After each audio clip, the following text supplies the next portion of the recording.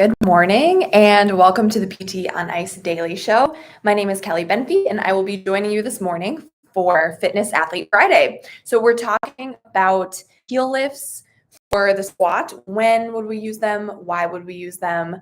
Dorsiflexion assistance, what's all the rage? So before we get into that topic, the Fitness Athlete team, we're getting busy for the rest of the year. We're picking up with our courses. The next live course that we have is going to be in Grand Rapids on July 16th with Joe. And after that, August is busy. The next course in August 6th and 7th, Mitch is going to be in Pittsburgh. And then I'm excited, particularly for August 20th through 21st. We're going to be in Milwaukee. So Gmo and I are going to be locals for that one. We're going to join Joe for an awesome course in our hometown. So for the whole list of courses, there's too many to go through right now. Head over to our website, which I believe is updating soon, for our full list of what we have as far as our live courses for the rest of the year. And then if you can't make to any of our live courses, please feel free to join us with our next online cohorts. The next advanced concepts cohort is starting in the middle of August 15th, and then essential foundations. The next time you can catch us there is going to be September 12th.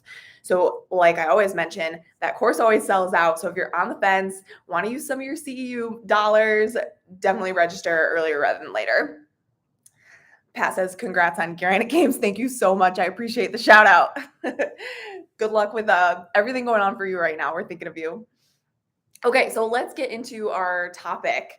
So dorsiflexion assistance in the form of a heel lift, whether it's plates under the heels, heel lifts that go right into your shoe, or weightlifting shoes. It's a common topic of conversation that I'm having with all of my fitness athletes that I'm working with. And it's a really common conversation that we have in our courses with clinicians, in our live courses and our online courses.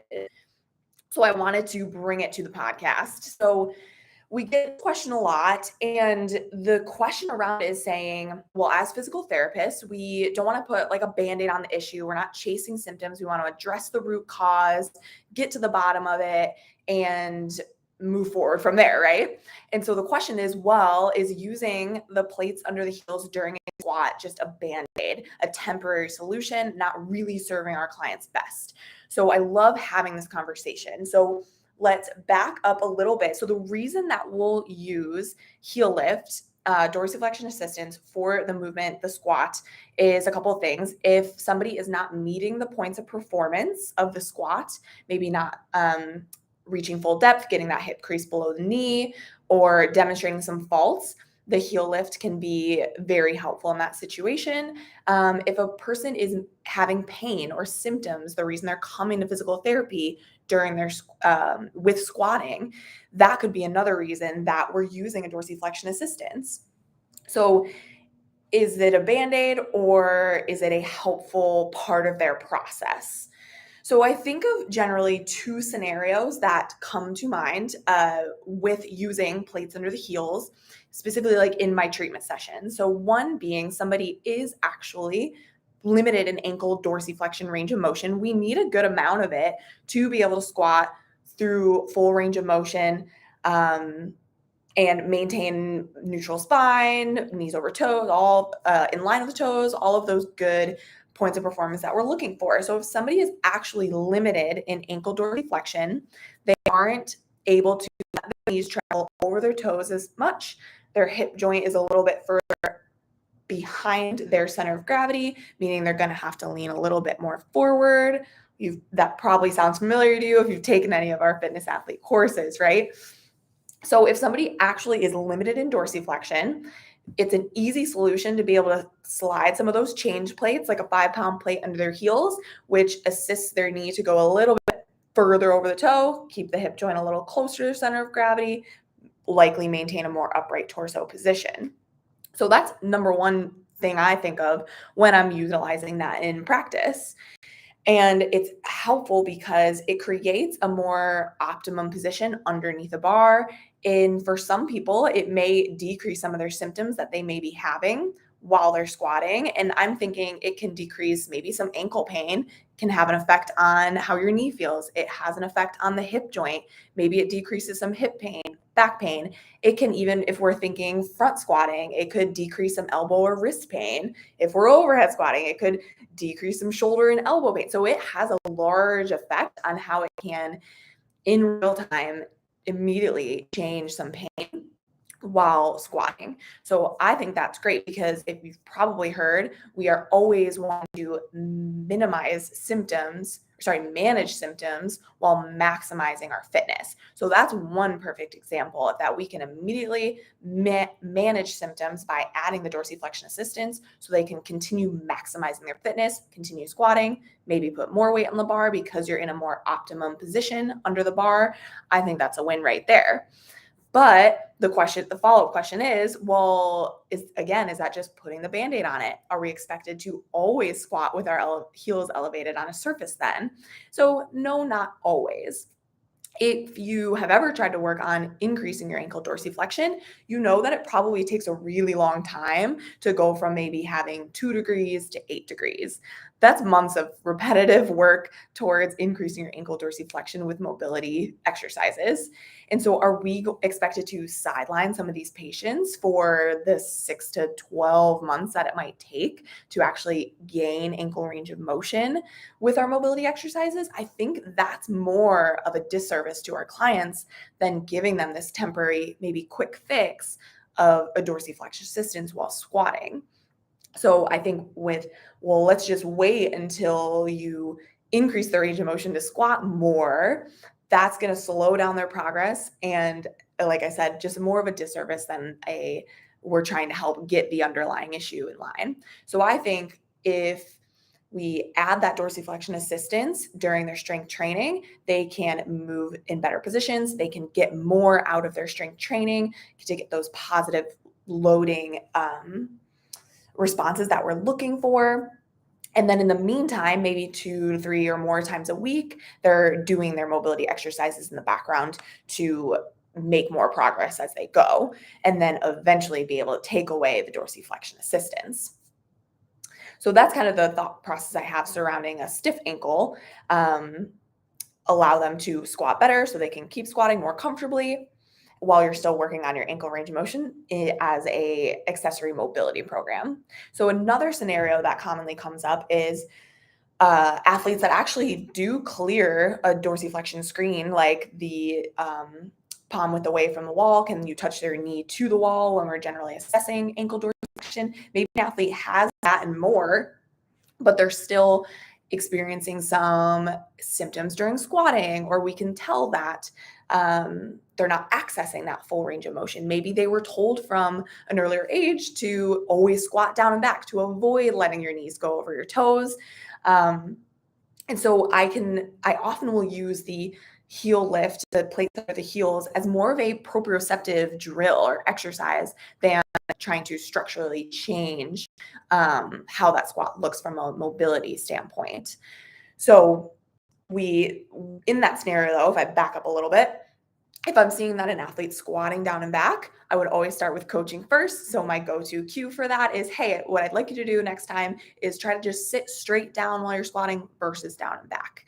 And so then we can assess, is there any improvement there? If an athlete's been demonstrating that down and back squat for many, many years, it might be tough to change that motor pattern immediately. So in that scenario, that's when I may suggest that they place some plates under the heels, because then that will teach them because it almost forces you to be a little bit more forward in your squat where you let those knees come over the toes.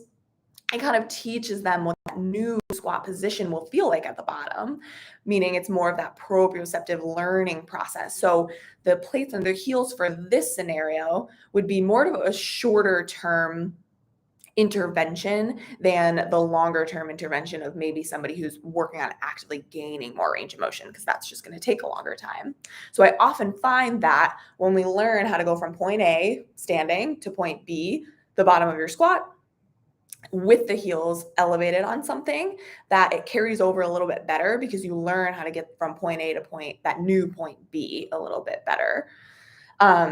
So that's instance, it's just going to be a shorter drill type of exercise than a helpful assistance to change how you're lifting. Um, so the next question with that is, well, while somebody is squatting with their heels elevated on something, again, it could be plates, heel lifts in your shoes, like a VersaLift or weightlifting shoes. Is that something that they're permanently just always going to use then? How do you recommend that? And so I always back up a little bit and I ask myself, okay, what is the intent of this next exercise I'm going to do? If it is 5x5 barbell back squat for strength, then I would say absolutely go ahead and use the dorsiflexion assistance here, because what that's going to do is put you in a more optimum position to be able to move heavier weight to get more out of that strength stimulus. If it is in the middle of my CrossFit class where I'm doing a WOD with thrusters and having to clean the bar from the floor and then kind of set up on the plates, like that would take away from how fast I could move through that workout. So I would say in that scenario, if that's going to take away from my intensity of it, maybe that's not the time to throw the plates on the ground and step onto it during a workout. However, if an athlete is having symptoms or pain that we're managing for a short term, then maybe it is worth taking the extra time to pull out some type of heel lift to successfully be able to complete a CrossFit workout without having those symptoms, if it does have that big of an effect for them. So not always are we saying, oh, now you have to squat like this forever. The last point is I'm always having with my CrossFit athletes is, well, do I need to invest in weightlifting shoes? Or am I always just going to use these plates? Like they're kind of unstable in a way. They're not super reliable on the ground, but it is the most accessible, shortest intervention available. And it kind of depends on what the athlete's goals and personal goals and performance goals are.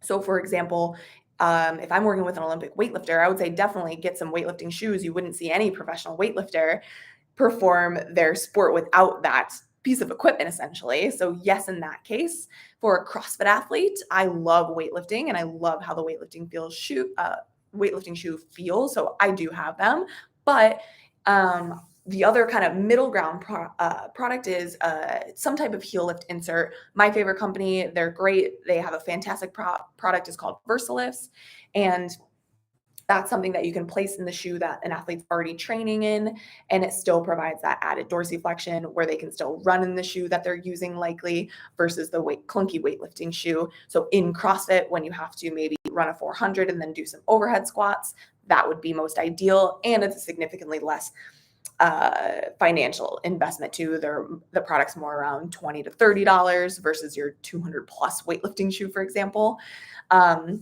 So I'm educating my clients on what is out there as far as accessing more dorsiflexion immediately and utilizing in their training so they can make the best decision for them. Now, you can tell from this conversation probably that I am a little more biased towards having that dorsiflexion assistance because I do like how it feels while I'm doing workouts with wall balls and thrusters, etc. So I love having those heel lifts in there. But some athletes don't necessarily want to have to rely on it, and that's completely understandable. If their long-term goal is to be able to demonstrate all of this stuff with great mechanics on flat grounds, whether it's barefoot or in just a flat shoe, then again, that's something I'm keeping in mind and just educating that this can be part of your process, but almost a temporary intervention while squatting, while working out and things like that. So it's always important as their physical therapist to help guide based on the current scenario in front of you, their symptoms, how irritable things are, and their personal goals. So I hope this further deepens your clinical thought process surrounding when and why you might want to use any type of dorsiflexion assistance. There's plenty of options around there. I don't think there's a right or wrong answer with it too. I see one question here before I log off. Would you recommend VersaLift for helping a leg length discrepancy? So that's another common question that we get. So thanks for dropping that in the live chat there. So if we have a true leg length discrepancy, I will typically always suggest that we elevate both heels. So if the question is like, am I only going to put the heel lift in one side and leave the non-affected side alone? I'll typically recommend that we're still using both just to keep ourselves on the same plane, because most of the time adding a little bit of dorsiflexion assistance to the side that doesn't quote unquote like need it as much um, is not necessarily a bad thing. And I'd rather keep you on the same plane than having you a little bit offset. Uh, it would be tough to specifically measure the degree of leg length discrepancy if it really is a true leg length discrepancy. So you would want to have to make sure that it matches the exact height of your reverse lift, where I know there are a couple versions that do have peel aways, so you can like kind of change how high everything is. But if somebody has a true length discrepancy, that is something that they have been existing with for a long time, and the body has the ability to adapt. We know of plenty of athletes in our adaptive division that aren't perfectly symmetrical, and they are functioning at a very high level just fine as well. So we would just want to make sure that they have the strength to, and their movement patterns are still meeting the points of performance, and they are able to handle the slight asymmetry if there's actually a true leg length discrepancy on board. So I hope that answers your question. Thanks for dropping that in our live chat. But as I wrap up here, I hope that further deepens your clinical decision process around utilizing plates under the heels and going deeper from there with your clients as they take part in their process, in their journey, because we know that squatting and strength training is a long-term part of not only their plan of care within physical therapy, but in their lives. So if you can educate them further on how to best navigate the assistance versus when to and when not, you are only of more help. So I hope that was helpful. If you have any questions or comments, feel free to tag me in the comments underneath our live video or on YouTube. Would love to have a further conversation with you all. But other than that, that's all I have for today. And we will be back on Monday with more PT on Ice, and have a wonderful weekend.